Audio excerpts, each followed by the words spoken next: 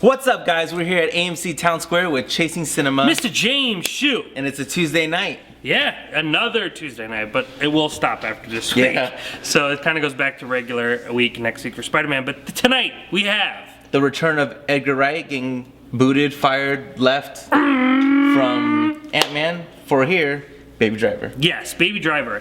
And while he didn't end up working on Ant-Man, I am a huge Edgar Wright fanatic. I mean, pretty much everything he's put out, I've really enjoyed. The last movie I think he did was At World's End. It was probably my least favorite, but even that was decent to me. Shaun of the Dead, obviously being one of my favorites. I love. You haven't seen Shaun of the Dead? Very British. You know, same thing with Hot Fuzz. Comedy. Yeah, comedy. Well, comedy horror. I mean, there's some pretty good moments.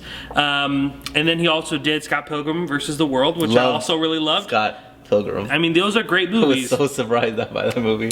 But watching Baby Driver, it looks like it's going to have a little bit of a different feeling. So let's hop right into it. What did you think of Baby Driver? Well, when I saw the trailer, I don't know why, I just got annoyed by the name. His name was Baby. Yeah. I just got annoyed. I don't know why. I don't have a right to get annoyed. I just got annoyed. And I wanted to enjoy this movie, but it just fell short, bro. I'm gonna have to say, just right off the bat, get it out of the way, probably 6 out of 10. It was better. It was entertaining. It was fine. It just, I didn't love this movie. I wanted to love it. When I saw in the trailer that Mike Myers scene, I thought that was the most hilarious thing in the world. And even when I watched it just now, that Mike Myers scene, I still think it's funny. Yeah. It's like, it's funny. You know, Michael Myers and Austin. Yeah, and that's definitely Edgar Wright. You know, he's definitely good at making comedy, but he's been doing different things. So the drifting scenes, awesome. The car chases, awesome. Better than Fast and Furious, probably, considering Fast and Furious doesn't even focus on being Fast and Furious anymore. And not based in like a reality. Even though this whole movie is kind of like a little bit of a fantasy, non-reality world, the driving aspect seems very real and very grounded. And I think that's where it lost me, was the fantasy part. Like, I thought this movie was gonna be I thought this movie was gonna be serious, and then it was just very, I don't know. I don't know how to explain it. The movie wasn't bad. I'm not jacked right now to be like, yeah, I mean, maybe if you continue to talk. Oh, the soundtrack too. It seems like these movies, and I know we were talking about this earlier, but it seems like Guardians of the Galaxy, I guess from my knowledge, I can't even remember, and I've been watching like about 100 movies a year for the past like 4 or 5 years. Yeah. I just can't remember another movie since Guardians of the Galaxy using this soundtrack. Suicide Squad, I felt, was just mimicking Guardians of the Galaxy. I think the Suicide Squad trailer, I mean, they had good music in the movie, but it was never like a part of the film. Where, like we said, Guardians of the Galaxy does have a few songs in the movie that are part of the movie. Where Baby Driver, every song is because that's what our character is listening to, so we're like literally in the head of our character. Jon Hamm's character I thought was annoying. Oh, I love Jon. I just thought he was annoying, and then Jamie Foxx, and I love Jamie Foxx, but I didn't really care for Jamie Foxx's like paranoia / I don't know. How about Frank Underwood? And I love Kevin Spacey, but his character really didn't do much for me. And then honestly, even at the end, that annoyed me. Oh, okay. I don't want to spoil it, but I know what you're talking about. That annoyed me. I was just like, wait. Okay. Wait. I hear you. And then even was he? Did you like Baby? I thought he was kind of annoying too. And then at the end of the movie, when we realized the end of the movie was the only probably realistic part of what would have happened in real life, the ending with Baby. Yeah. And then even that I found annoying. I don't know. I don't know, man. But I can at least say though, I watched it through, and then there were certain parts I thought it was dragged. Certain parts of it, I was like, all right, let's go. Because you're so high octane this whole movie, and I was like, all right, let's go. And then it slowed down. Let's go. If I liked anything though, I would say it was the moments with him and his stepfather. Okay. Was there a stepfather? No, his foster guardian. Father, yeah. I enjoyed all those moments. Yeah. I really enjoyed this movie, and I mean, to me, like, there was that pure shot of adrenaline, and then it brings you into this world that isn't so grounded. Like I said, the action beats in this movie feel so grounded and so real. I mean, obviously, little to no CGI, or I don't think any CGI with the car chases, and that's amazing. I mean, the things that they do are unbelievable. Yeah. I mean, like I said, it really does put Fast and Furious to shame. I mean, the things that they're doing is phenomenal.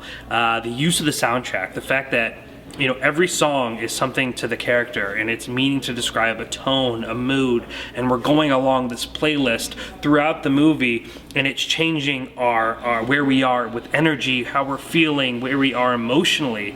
You know, I just thought was so clever, and looking at this movie, it feels so different than Edgar Wright's other stuff. I mean, there are Edgar Wright's elements to it, and but there is this really open feeling towards this movie that the other movies don't. They're always his other movies are always kind of ironic and kind of a little bit sarcastic, where this movie felt like it was just so genuine, even though it is in this kind of world with all these, you know, really eccentric characters and these really eccentric moments, and you know, it really kind of delves into more of a fantasy as we go on. I mean, there's not unicorns or monsters in it or anything, but these characters are so large that you feel like you're kind of watching like a play or something that from from a big movie. I mean, I really enjoyed this. I thought it was one of Edgar Wright's best movies, just because it felt so different. I think that you know, Ansel Elgort, I just was an actor that I have not found to like much. Fault in Our Stars, I don't think he was very good in. He was in the Divergent series, which, you know, obviously that whole series had trouble. But in this movie, he plays this kind of character that feels like he should be there but doesn't really fit. And I thought that was really great for the character.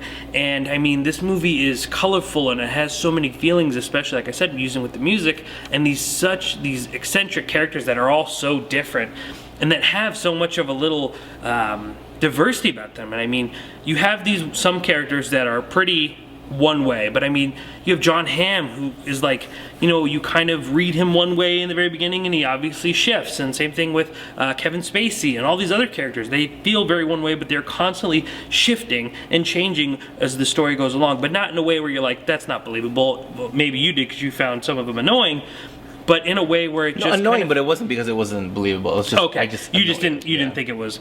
I hear you.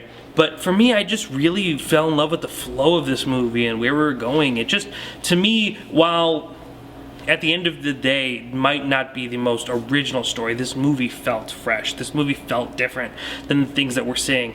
And I honestly think it's the first hit of the summer. I really do. I mean, I really enjoyed this movie, and I think it... You didn't find Wonder Woman as a hit? Well, Wonder Woman was a bit earlier, right? When was Wonder Woman? A month ago. Really? June. No, I don't think it was June. Was it end of May? 2nd. Oh, okay, well then second hit of the summer. Yeah, but I think I would like this more than Wonder Woman. And I'm okay with that.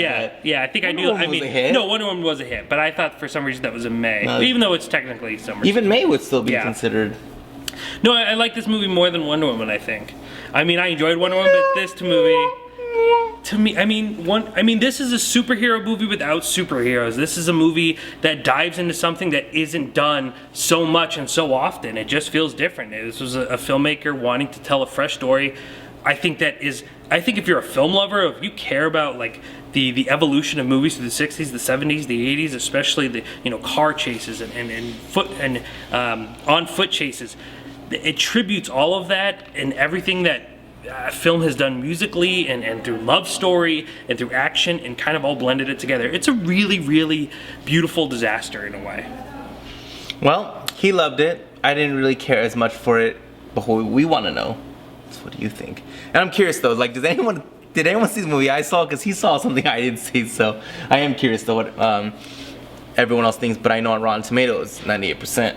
So I'm definitely in the minority with my comments. But I didn't hate it or anything. Yeah, no. I'm saying 6 out of 10, so it's enjoyable. No matter what, I mean, mostly the majority is positive about this movie. 98%, bro. The majority of critics are highly positive. I'm curious to see what general audience thinks. I think most general audience will enjoy it, but I do think there'll be some kind of pushback because maybe they can't jump into the world just kind of like you. So I'm kind of curious, but I don't think people will walk away and say that was a waste of time or that was a bad movie. Nope, don't think it was a waste of time or a bad movie. But I do know we have a review coming up for Despicable Me 3. 3? Yes, the 4th in the Despicable Me franchise. There's 1, 2, Minions, now 3. Yeah. I love it. And then today's a Tuesday. We'll be back. You get to see Spider-Man tomorrow, Wednesday. Yes. And then Thursday, I'm gonna watch Despicable Me 3. Yes. And then next week we have Spider-Man and the Big Sick. Which one's the Big Sick? The Big Sick is the Everyone knows Spider-Man. Well, I really hope everyone sees the Big Sick. I can't review it yet, but wink, wink. It's a really great opportunity to see something that's very fresh and very touching. It is a rom-com, I was kind of telling you. If I tell you what it's about, it doesn't sound like a rom-com. It's about the true story of Kumail Nanjiani, a comedian that you've probably seen like Mike and Dave New Wedding Dates and smaller roles. It's actually about his real life meeting his girlfriend and his girlfriend's parents. His girlfriend fell into a coma early in their relationship. Actually, they broke up. And she fell into a coma, and then their relationship kind of started after she gets out of the coma, and it's basically their story. Love it. It's all going down. Yes, next week. Movie.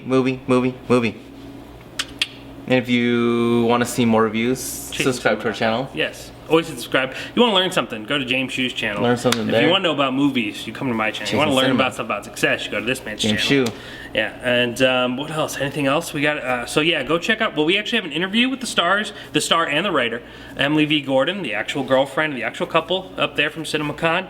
Yeah, and I think that's it. I love it. ChasingCinema.com is known as Film Lovers website.